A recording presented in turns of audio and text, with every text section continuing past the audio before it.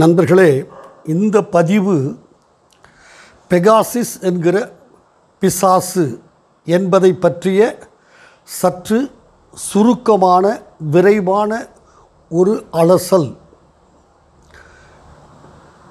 உச்சநீதிமன்றத்தினுடைய ஆணை எந்த நோக்கத்தில் உத்தரவிடப்பட்டிருக்கிறது, என்ன நடந்தது, எதை நாம் தடுக்கவில்லை அல்லது நாமே வரவழைத்து கொண்டோம், நாம் எங்கு தோற்று போனோம், இது சற்று விரிவாக இதை பார்ப்பது மட்டும்தான் இந்த பதிவின் நோக்கம். பெகாசிஸ் என்கிற பிசாசு. விஞ்ஞான உலகம் முன்னேற தனிமனித சுதந்திரம் என்பது அது பேச்சுரிமையாக இருந்தாலும் அவருடைய நடவடிக்கைகளாக இருந்தாலும் எதுவாக இருந்தாலும் ஒரு 20 நொடியில் அந்த தனி மனிதனின் அனுமதியோடோ அனுமதியின்றியோ இந்த பூமி பந்தில் எல்லா பாகங்களுக்கும் அனுப்பித்துவிட முடியும். நான் என்ன உணவு உட்கொள்கிறேன் என்பதை அமெரிக்காவில் இருக்கிற ஒரு நபர், ஆஸ்திரேலியாவில் இருக்கிற இன்னொருவர், கனடாவில் இருக்கிற ஒருவர், இவ்வளவு பேரும் 20 நொடிகளில் என்னுடைய உணவின் மெனுவை நான் சாப்பிடுகிற விதத்தை ரசித்து சாப்பிடுகிறேனா, வெறுப்போடு சாப்பிடுகிறேனா, ஆவலாய் பறந்து வாயில் போட்டுக்கொள்ளுகிறேனா, மெல்ல மெல்ல சுகமாக அந்த உணவை நான் உட்கொள்கிறேனா என்பதை என் அனுமதியுடனோ அனுமதி இன்றியோ இந்த உலகம் முழுமைக்கும் 20 நொடிகளில் பரப்பிவிடக்கூடிய மின்னணு சாதனங்கள், கண்டுபிடிப்புகள் வந்துவிட்டன. சுருங்க சொல்ல வேண்டுமானால் இந்த புதிய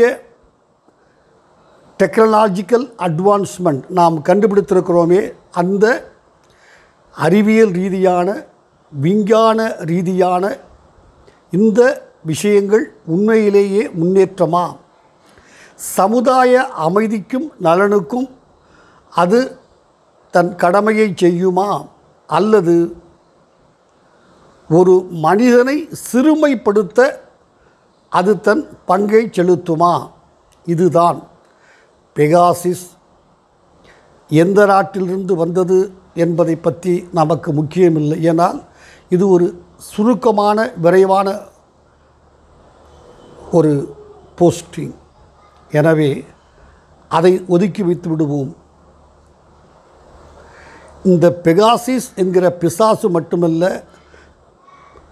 நூற்றுக்கணக்கான சின்ன பேய்களும் நம்மை சுற்றி வந்து கொண்டிருக்கின்றன. நான் அமர்ந்து இங்கே பேசிக்கொண்டிருக்கிற போது நீங்கள் எங்கோ அமர்ந்து இதை கேட்கிற அந்த நேரத்தில் என்னையும் உங்களையும் சின்ன பிசாசுகள், பேய்கள், முனிகள், கொள்ளிவாய் பேய்கள் சுற்றி கொண்டிருக்கின்றன. எதன் பிடியில் எதன் கண்ணில் நாம் மாட்டுவோம் என்கிற ஒரு நிச்சயமற்ற தன்மை இருக்கிறது என்பதை மறுப்பதற்கில்லை. நாமே நம் தலையில் போட்டுக்கொண்ட அர்ச்சனை இது. நாம் விரும்பி வரவழைத்து கொண்ட நம்முடைய பெரியோர்கள் எந்த நன்மையிலும் தீமை இருக்கிறது, எந்த தீமையிலும் நன்மை இருக்கிறது என்று நம்பினார்கள். இது கிட்டத்தட்ட ஒரு 10 ஆண்டுகளாக எவையெல்லாம் நான் நன்மை என்று கருதி கைகூப்பி வணங்கி வரவேற்றோவோ அவையெல்லாம் கொஞ்சம் கொஞ்சமாக நமக்கு எதிராக திரும்பிக் கொண்டிருக்கிறது என்பதை சுட்டிக்காட்டுவதுதான் இந்த பதிவின் நோக்கம். இந்த மென்பொருள் பெகாசஸ் என்கிற மென்பொருளை வைத்து ஒரு மனிதனுடைய தனிமனித வாழ்க்கையில் நுழைந்து பார்க்க முடியும். இதுதான் ஒரே வரியில் சொல்ல வேண்டுமானால் இந்த மென்பொருளினுடைய விஷத்தன்மை.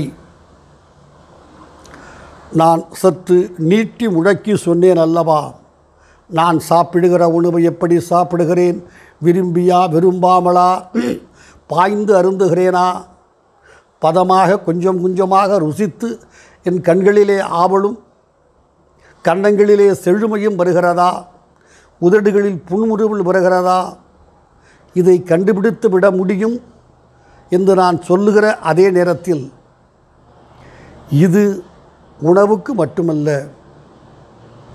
நான் செய்கிற ஒவ்வொரு செயலுக்கும், நான் குளியறையில் எப்படி குளிக்கிறேன், என்னுடைய படுக்கை அறையில் நான் எப்படி நடந்து கொள்ளுகிறேன்,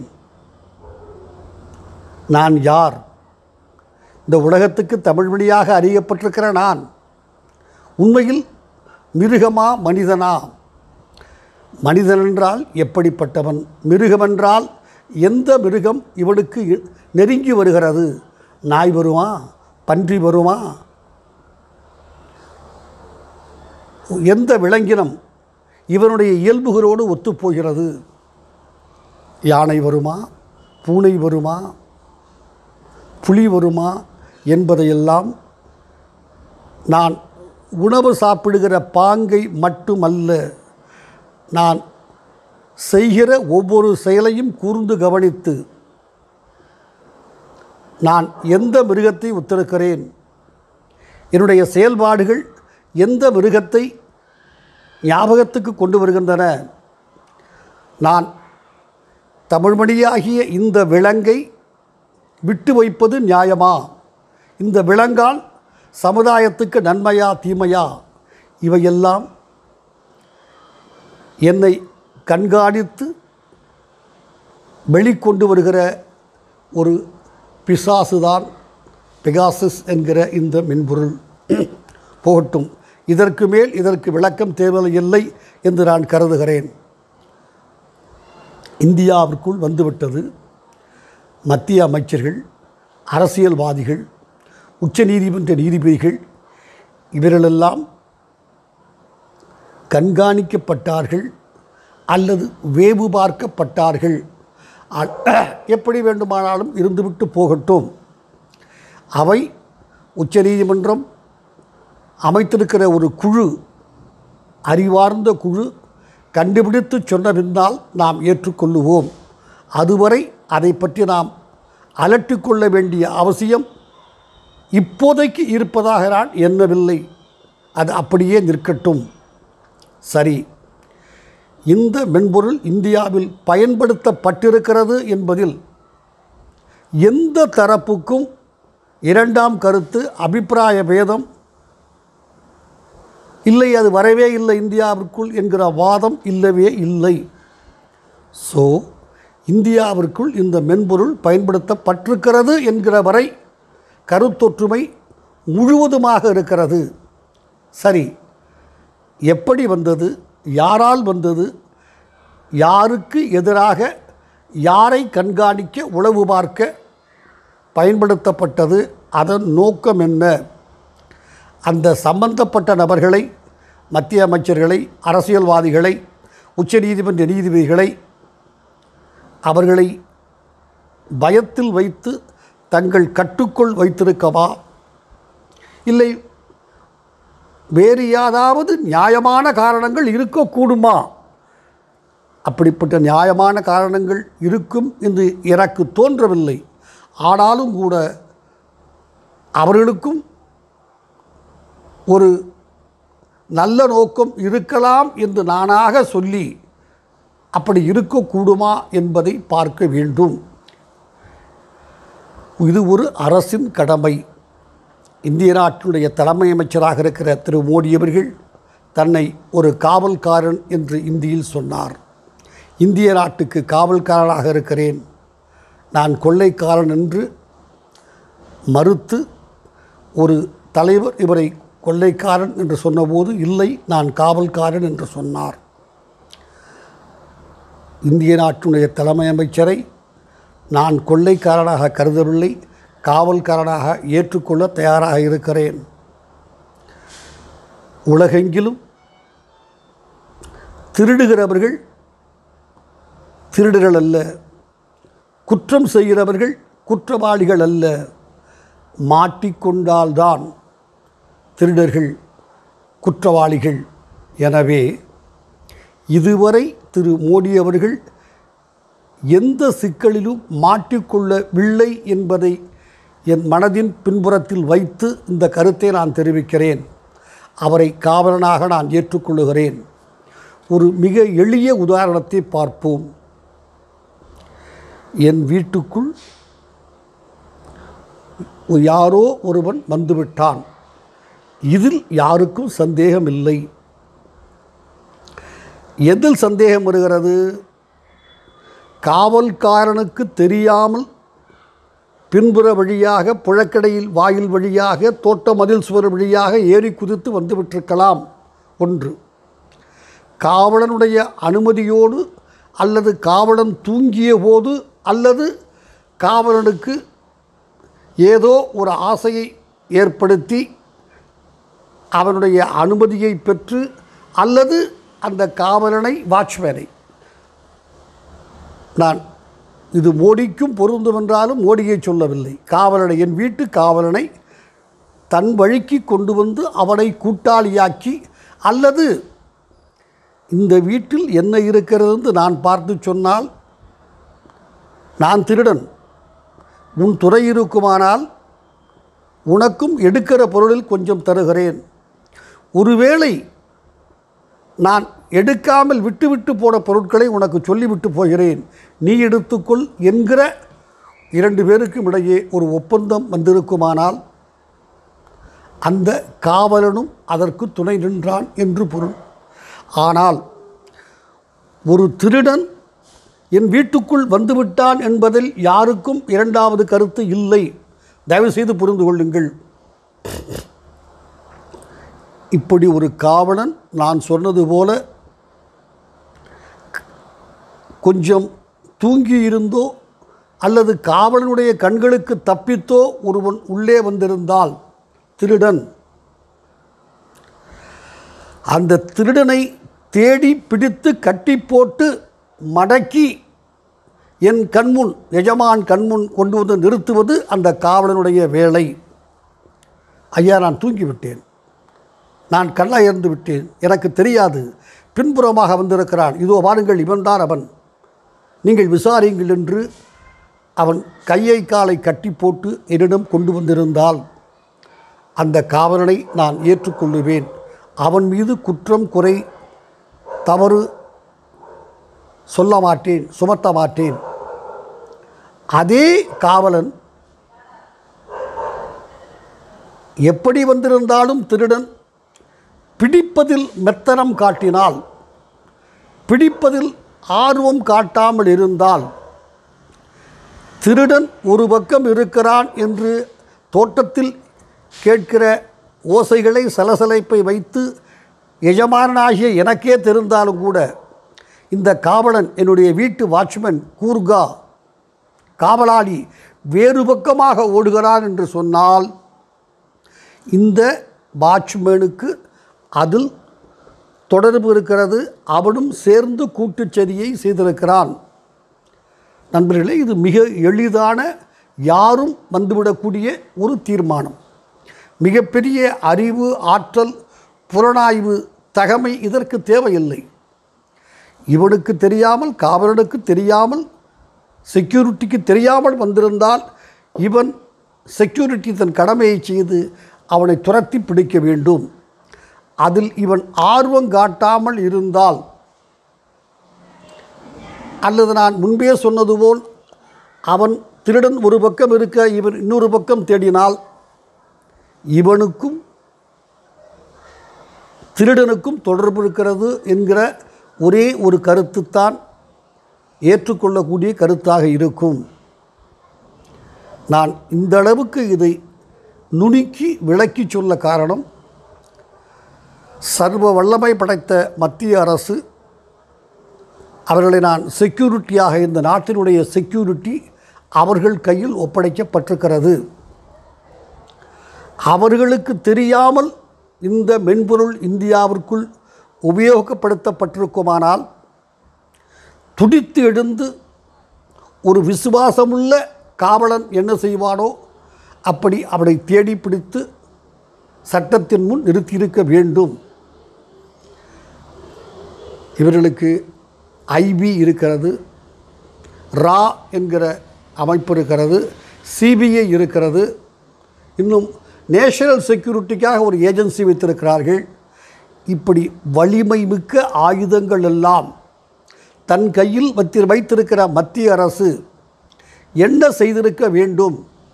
அந்த மென்பொருள் மத்திய அரசுக்கு தெரியாமல் இந்தியாவில் பயன்படுத்தப்பட்டிருக்குமானால் பதறி எழுந்து ஆக்ரோஷமாக அவர்கள் அதை பின்பற்றி கண்டுபிடித்து சொல்லியிருக்க வேண்டும். எப்படி வந்தது, ஏன் வந்தது, வந்ததை அல்லது அனுப்பித்த இந்தியாவிற்கு அனுப்பத்தினுடைய நோக்கம் இல்லை என்ன என்பதை அறிந்து கொள்ள அவர்கள் ஆர்வமாக இருந்திருக்க வேண்டும்.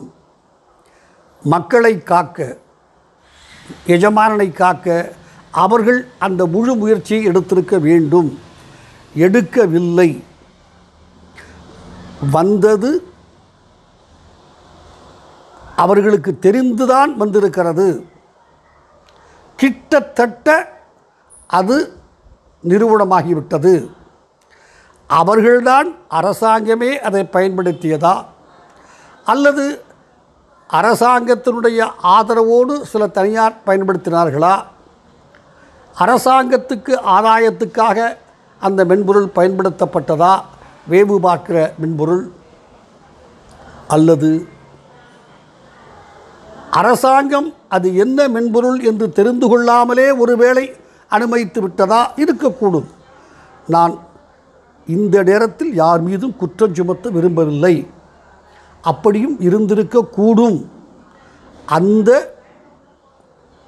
ஒரு 1% வாய்ப்பையும் நான் இல்லை என்று மறுக்க தயாராக இல்லை. இருந்துவிட்டு போகட்டும். அதனுடைய அடுத்த பிரச்சனை, இதில் மத்திய அரசு என்கிற காவல்காரன் மக்களை காக்க மக்கள் என்கிற எஜமானனை காப்பாற்ற முன்முயற்சி ஆர்வமாக ஆக்ரோஷமாக ஓடி அந்த திருடனை பிடிக்க தயாராக இல்லை. நண்பர்களே, இது தமிழ்மொழியினுடைய தாழ்மையான கருத்து அல்ல. உச்சநீதிமன்றத்தினுடைய நீதிபதிகள், பொறுப்பு வாய்ந்த நீதிபதிகள், தங்கள் தீர்ப்பில் தலைமை நீதிபதி உள்ளிட்டவர்கள் இதை சொல்லியிருக்கிறார்கள். இங்கு வழக்கு போட்டவர்கள் சில குற்றங்களை சொல்லியிருக்கிறார்கள். 51வது பத்தியில் இருக்கிறது. ஆனால் மத்திய அரசு இவர்கள் சுமத்துகிற குற்றங்களை அழுத்தம் திருத்தமாக மறுக்கவில்லை. கழுவிய மீனில் நழுவிய மீனைப் போல நடந்து கொள்ளுகிறார்கள். அவர்கள் சொல்லுகிற பதில் ஒரே ஒரு வார்த்தை, திரும்ப திரும்ப ஓம் நமச்சிவாய என்பதை போல மத்திய அரசாங்கத்தினுடைய வழக்கறிஞர் அல்லது மத்திய அரசாங்கம் சொல்லுவதெல்லாம், இதை நீங்கள் பெரிதாக ஆராய்ச்சி செய்யக்கூடாது, நாட்டினுடைய செக்யூரிட்டிக்கு பாதுகாப்புக்கு ஆபத்து ஏற்படும். உச்சநீதிமன்றம் இதை இவர்கள் சொல்லுவதை எழுத்தில் வாங்கி கொண்டு மிக மிக அழகாக சொல்லிவிட்டது. நீங்கள் ஆர்வம் காட்டவில்லை பிடிப்பதற்கு, திருடனை பிடிக்க தெளிவாக தெரிகிறது. நீங்கள் இந்திய நாட்டினுடைய இறையாண்மைக்கு, இந்திய நாட்டினுடைய பாதுகாப்புக்கு இதை பற்றி விவாதித்தால் ஆபத்து ஆபத்து என்று எங்களை புலி வருகிறது என்று எங்கள் வாயை கட்ட முயற்சிக்கிறீர்கள். முடியாது. இந்த பின்னணியில் நாங்கள் மத்திய அரசே சொன்னதே நாங்களே கண்டுபிடிக்கிறோம். எத்தனை மாதங்கள் கழித்து அவர்கள் விரும்பியிருந்தால் உச்சநீதிமன்றத்தில் வழக்கு நிலுவையில் இருக்கிற போதே கண்டுபிடித்து இதோ இவன் தான் திருடன் பாருங்கள் என்று காட்டியிருக்க முடியும். அதற்கு வேண்டிய ஆயுதங்கள், அறிவு கூர்மை, தளவாடங்கள், எல்லா வசதிகளும் மத்திய அரசாங்கத்திடம் இருக்கிறது. ஒருவேளை இல்லை என்றாலும் நம்முடைய நட்பு நாடுகளிடம் இருக்கிறது, கேட்டு பெற்றிருக்கலாம். அவர்கள் செய்யவில்லை. நான் அடிக்கடி சொல்லுகிற உதாரணம், வேட்டியை அவிழ்த்து போட்டு வெடிகுண்டை மூட இயலாது. அவர்கள் அதைத்தான் உச்சநீதிமன்றத்தில் செய்தார்கள். இதை நாங்கள் விரிவாக விவாதித்தால், உங்களிடம் சொன்னால், ஒரு எழுத்தில் பதிலாக சொன்னால், இந்திய நாட்டினுடைய இறையாண்மை, இந்தியா நாட்டினுடைய பாதுகாப்புக்கு ஊறு விளைவித்து வந்துவிடும். இதை ஒரு மந்திரம் உச்சரிப்பது போல உச்சரித்தார்கள். இந்த பின்னணியில் உச்சநீதிமன்றம், நீங்கள் இதை கண்டுபிடிப்பதற்கு கமிட்டி போடுவதை நாங்கள் ஏற்றுக்கொள்ளவில்லை. காரணம், சந்தேகத்தின் நிழல் உங்கள் மீது படிந்துவிட்டது. நிழல் மட்டும்தான் இந்த நிலைமையில் படிந்திருக்கிறது. இதை தாண்டி நான் சொல்ல விரும்பவில்லை. எனவே நீங்கள் போடுவதாக சொல்லுகிற ஒரு குழு, இதை பற்றி ஆராய்வதற்கு நீங்கள் நியமிக்கிற குழு மீது எங்களுக்கு நம்பிக்கை இல்லை. நம்பிக்கை இல்லை என்கிற வார்த்தையை அவர்கள் பயன்படுத்தவில்லையே, உங்களை அனுமதிக்க மாட்டோம். நாங்கள் ஒரு குழுவை போட்டு அதை கண்டுபிடிக்கிறோம். 8 வாரங்களுக்குள் அந்த குழு ஒரு தகுதி வாய்ந்த அறிவுசார் குழு, இதை போட்டு கண்டுபிடிக்கிறோம். எல்லாம் வெளிச்சத்துக்கு வரட்டும் என்று சொல்லியிருக்கிறார்கள். 44வது வருடம் நான் ஒரு வழக்குரைஞனாக இருக்கிறேன். எனக்கு தெரிந்து உச்சநீதிமன்றம் மத்திய அரசாங்கத்தை நீங்கள் கழுவுகிற மீனில் நழுவுகிற மீனாக இருக்கிறீர்கள், எதை கேட்டாலும் நீங்கள் மந்திரம் ஜபிப்பதைப் போல சொல்லுகிறீர்கள், நாங்கள் வெளியே சொன்னால் ஆபத்து, வெளியில் சொன்னால் இந்தியாவுக்கு ஆபத்து என்று நாங்கள் அதை நம்ப தயாராக இல்லை என்று ஒரு மரண அடி, சம்மட்டி அடி மத்திய அரசுக்கு எனக்கு தெரிந்து முதலாக விழுந்திருக்கிறது. அரசியல் நிலைப்பாடுகளில் சில நேரங்கள் மத்திய அரசு தவறான நிலைப்பாடுகளை அரசியல் காரணங்களுக்காக எடுத்திருக்கக்கூடும். அதை உச்சநீதிமன்றமோ உயர்நீதிமன்றமோ கண்டித்திருக்கக்கூடும், நடந்திருக்கிறது. ஆனால் எனக்கு தெரிந்து இந்தியாவினுடைய பாதுகாப்பு, ஒரு தனி மனித சுதந்திரம், பிரைவசி என்று சொல்லுகிறோமே, அது பாதிக்கப்படும். இது நாங்கள் மத்திய அரசை நம்ப தயாராக இல்லை, அவர்கள் போடுகிற கமிட்டியை ஏற்றுக்கொள்ள மாட்டோம் என்று பலாரென்று அறைந்தது போல் இந்த அறை மத்திய அரசின் மீது விழுந்த அறை. மத்திய அரசுக்கு கொஞ்சமாவது தன்மானம் இருந்திருந்தால் இந்த அடியின் வலியை உணர்ந்திருப்பார்கள், துடித்திருப்பார்கள். துடித்த மாதிரி தெரியவில்லை. இதற்கு மேல் இதை நான் சொல்ல விரும்பவில்லை. எனவே இது தனிமனித சுதந்திரத்தை தூக்கி பிடிக்கிற இந்திய நீதித்துறைக்கு கிடைத்த மிகப்பெரிய வெற்றி. ஒரு வழக்குரைஞனாக நான் மத்திய அரசை கண்டிக்கிறேன். உச்சநீதிமன்றத்தை தலைதாழ்ந்து வணங்கி போற்றுகிறேன். இன்னும் ஒன்று சொல்லி இந்த பதிவை முடிக்க வேண்டும். எதையெல்லாம் நாம் சுகம் என்று ஏற்றுக்கொண்டோமோ, வாழ்த்தி வரவேற்றோமோ, அவையெல்லாம் கொஞ்சம் கொஞ்சமாக ஆபத்தாகவும் நமக்கு விரோதமாகவும் செயல்படத் தொடங்கிவிட்டன. நண்பர்களே, ஒரு காலத்தில் யுத்தம் என்பது அம்பு வைத்து நடத்தினோம், ஒரு வாள் வைத்து சுழற்றி நடத்தினோம், இங்கிருந்தோ ஒரு கட்டாரியை வீசி நடத்தினோம் மறைந்து கொண்டிருந்து. அதற்கு முன்னால் கல்வீசி தாக்கியிருக்கிறோம். இப்படி யுத்தத்தினுடைய பாங்கு, நடத்துகிற தன்மை கொஞ்சம் கொஞ்சமாக புதிதாக மாறிக்கொண்டே வருகிறது. பிறகு துப்பாக்கி, பீரங்கி, குண்டுகள், வெடிகுண்டுகள், பல்லில் கிடத்து தூக்கி எறிகிற கைவரி குண்டுகள், மிஷின் கன், AK-47, AK-56 என்று ஒரு யுத்தத்துக்கான அல்லது ஒரு மனிதனை இன்னொரு மனிதன் அழிக்கிற முயற்சியில் ஆயுதங்கள் மாறிக்கொண்டே வந்தது. கெமிக்கல் வெப்பன்ஸ் என்று சொன்னோம். கெமிக்கல்ஸ் வெப்பன்ஸையும் தாண்டி உயிரிகள், ஒரு கிருமிகள். இப்போது கூட சமீபத்தில் இந்த கோவிட்-19 என்கிற கொரோனா எங்கே ஆரம்பித்தது, எந்த இடத்தில் பிறந்தது, எப்படி பரப்பப்பட்டது, இதனுடைய உள்நோக்கம் என்ன என்ற ஆராய்ச்சி நடந்தது. சரியான முடிவு இன்னும் எட்டப்படவில்லை. அதற்கும் தாண்டி இப்போது மென்பொருள். நண்பர்களே, மீண்டும் சொல்லுகிறேன், நீங்கள் மனதில் இருத்திக் கொள்ளுங்கள்.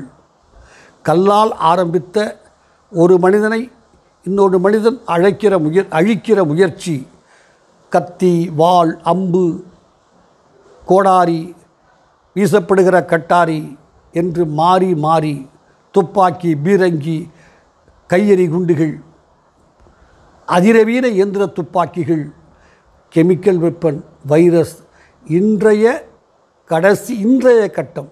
நாளை இன்னொன்று புதிதாக கூட வரக்கூடும் ஒரு மென்பொருள். அதன் பெயர் பெகாசிஸ் என்கிற பிசாசு. இது முடிவு 8 வாரங்களுக்கு பிறகு யார் மீதோ குற்றம் சுமத்தப்படும், தண்டிக்கப்படலாம், தப்பித்து விடலாம். ஒரு ஜனநாயக நாட்டில் இதுதான் நடக்கும். அதை பற்றி இப்போது நாம் பெரிதாக அலட்டிக்கொள்ள வேண்டாம். ஆனால் ஒவ்வொரு தனி மனிதனுடைய பிரைவசிக்கும், அந்தரங்க வாழ்க்கைக்கும், அவன் தன் மனைவியோடு பேசுவதோ, காதலியோடு பேசுவதோ, தகப்பனோடு பேசுவதோ, ஒரு மேலதிகாரியோடு பேசுவதோ எல்லாம் அவன் முகபாவங்களையும் சேர்த்து உலகம் முழுமைக்கும் கொண்டு சேர்த்து விடக்கூடிய அபாயம் கொஞ்சம் கொஞ்சமாக நம்மை சூழ்ந்து கொண்டிருக்கிறது. இதை நாம் உணர்ந்தால் மட்டும்தான் இந்த ஆபத்துக்களிலிருந்து நாம் தப்பித்து தொடர்ந்து மானம் உள்ள மனிதனாகவே வாழ இயலும். குறைந்தபட்சம் நாம் செய்யக்கூடியது ஒரு சாதாரண அலைபேசியை 1500 ரூபாய்க்கு கிடைக்கிற மிகச் சாதாரணமான ஒரு எக்கானமி மாடல், நீங்களும் நானும், நான் எங்கிருந்தாலும் நீங்கள் என்னை அழைத்து ஒரு செய்தியை சொல்ல, நீங்கள் எங்கிருந்தாலும் நலமாக இருக்கிறீர்களா, நன்றாக இருக்கிறீர்களா, எங்கே பார்க்கலாம், எப்போது பார்க்கலாம், இது என்னுடைய தேவை, உங்களுக்கு நான் என்ன செய்யட்டும் என்று தகவல் பரிமாற்றத்துக்கு மட்டுமே பயன்படுகிற ஒரு மிக எளிய விலைமலிவான ஒரு அலைபேசியை பயன்படுத்தினால் மட்டும்தான் நம்முடைய தனிமனித சுதந்திரம், அந்தரங்கம் பாதுகாக்கப்படும் என்று நமக்கு வேறு வழியே இல்லை என்பதையும் சொல்லிக்கொண்டு, இதற்கெல்லாம் வேக்சின் கிடையாது.